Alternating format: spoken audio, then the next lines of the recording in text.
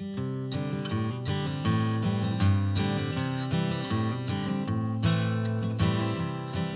noite a todos.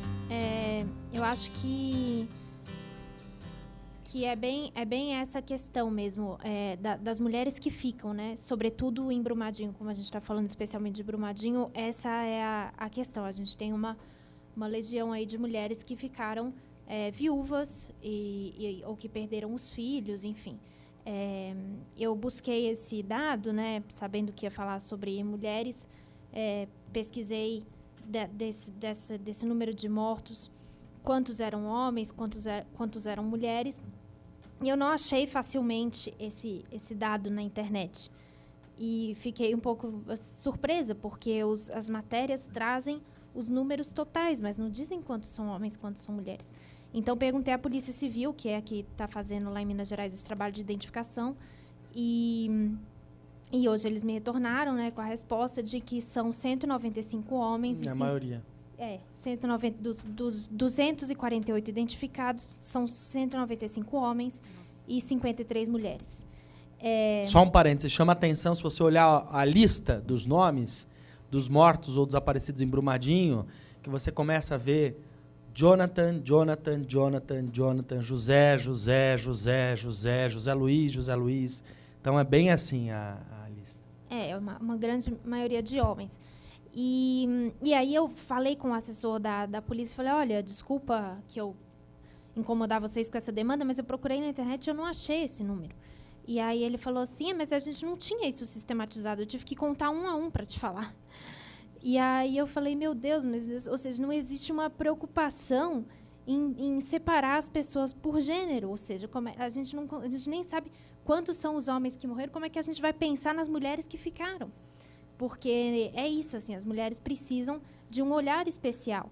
E não tem. E é bem isso que a Cristina falou,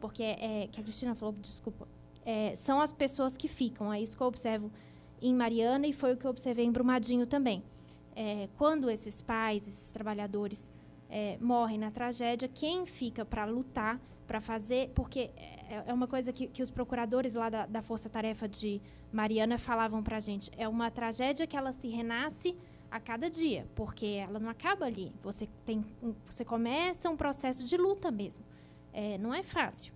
As empresas não dão as coisas, nem a indenização que é devida, e nem o suporte, nada. Isso não vem de graça.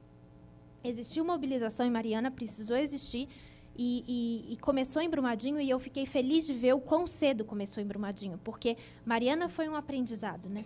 As pessoas, quando eu fui para lá, a partir de 2017, então, a tragédia já estava fazendo 2 anos, e as pessoas falavam para mim, eu não aguento mais reunião.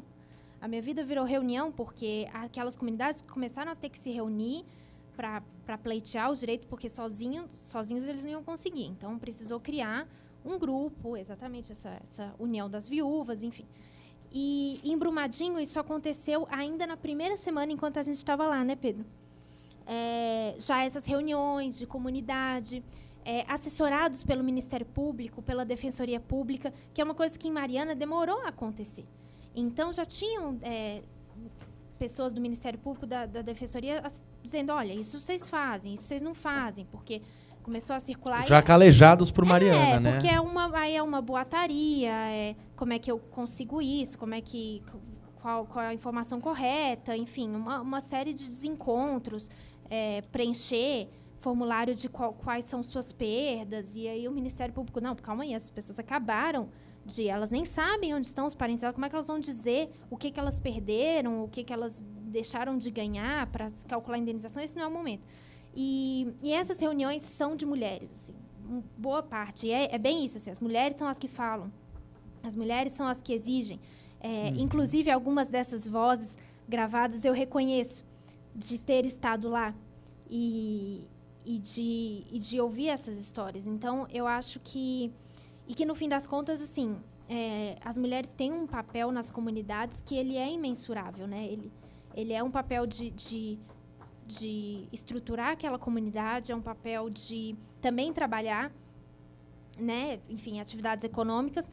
E E isso tudo é meio difícil de repor, de dizer qual é o papel, de reconstruir, enfim. Em Mariana também, tem um exemplo, uma defensora pública que é do Espírito Santo e que ela é muito combativa, e ela falava de casos, por exemplo, de pescadoras do Espírito Santo que, na hora de preencher a indenização, elas não tinham lá, elas não tinham a opção de ser pescadoras, não tinha esse lugar delas fazerem o X, elas tinham que colocar que elas eram lavadeiras. Porque ou seja, a Fundação Renova, a Samarco, não supunha que as mulheres poderiam ter uma atividade econômica, só os maridos. Então, além de tudo, é isso, assim, a luta que tem que ser feita, é isso, nada vai vir de graça. É isso que as pessoas de Mariana falavam para as pessoas de Brumadinho, nada vai vir de graça. Essa luta, ela é das mulheres.